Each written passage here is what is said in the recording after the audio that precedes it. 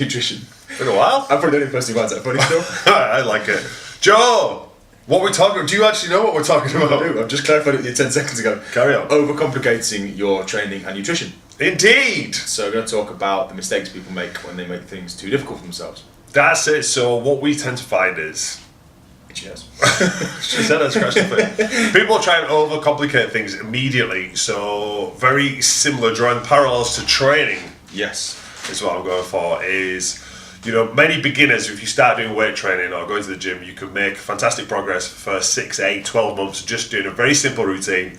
3 full body workouts, 3 sets of 10 each exercise, and you'll progress nicely.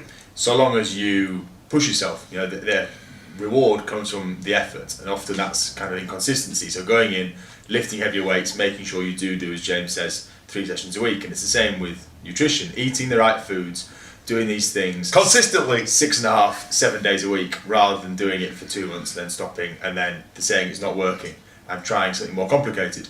So in the training parallels, as you see, kind of mostly young guys doing all sorts of movements. You're not really sure what they're working, and they're not sure what they're working, and they've never deadlifted, squatted. Sometimes the ladies as well. Yeah, with the glute. 6 different glute exercises, like leg pressing on an assisted pull-up machine. 6 different angles. Yeah, so without doing the squats and the deadlifts, you know, the basics that are tried and tested over time. Same with nutrition. The basics are clean up your diet. Don't eat shit, and do it consistently.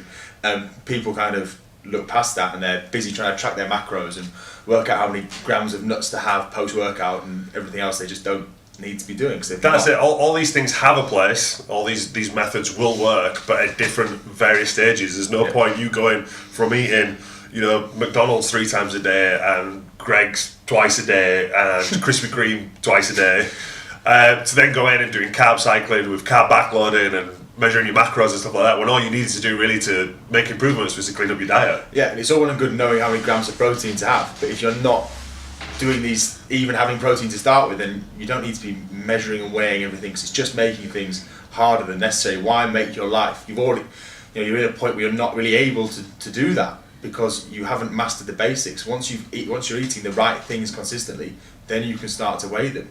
Otherwise, you can weigh your food 6 days a week, eat a load of crap on Sunday, when everything's been wasted. So there's no point. Until you can get to that point where you're being consistent, there's no benefit to be had from tracking these things to really specific detail.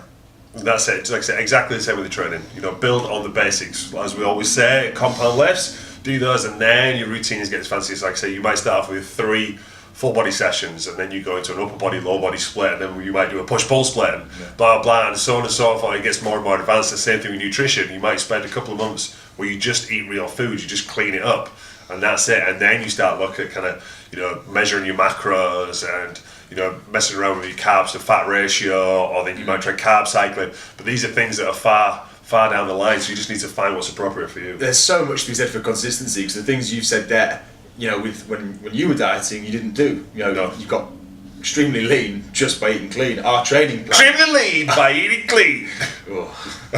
You said it. not like that, didn't. Who'd have thunk it? What we did is we turned max interval training on its head. No one's going to know what that means.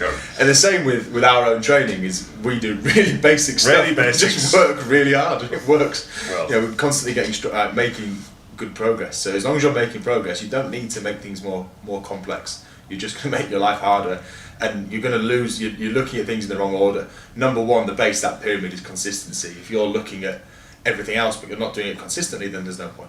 Yeah, if you're doing 5 days of diet and 2 days of not. Yeah, on perfect macros, it doesn't matter. Yeah, it's all going to be thrown out. So again, you know, finding what level you're at. And like I say, if you can make progress off doing very little or changing very little, then why on earth would you not do that? You know, we have people who submit the food diaries, people that we're working with, and they'll be like, I think I need to do this, I think I need to do that. It's like, well, unless you're measuring it, or unless you're seeing, right, I've stopped making progress, now it's time to take it to another level, then keep doing what you're doing. Exhaust every avenue. Don't restrict yourself unnecessarily.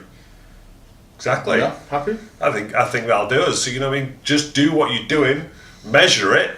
So, you know, with training, if you're getting stronger or if you're getting leaner or if you're getting bigger, then stick with it until that stops and then change it. With your nutrition, if you're getting bigger, getting leaner, getting stronger, then stick with that until it stalls And then change it. Just laughing because so much that comes down to progress is the example James just gave of people getting frustrated. I'm not progressing, and you say, "Well, what do you mean?" I just feel like that. Like, if you're not measuring anything, then you don't know. So you need to make sure that you have at least 1 or 2 barometers of how you're looking to progress. And don't change it if you just stalled for one day either. Yeah. That's sometimes. My weight loss has stalled since when? Yesterday.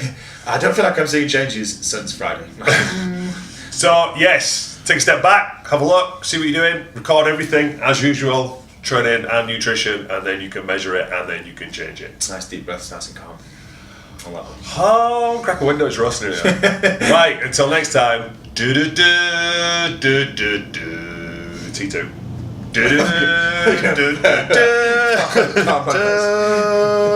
Thank you, good night.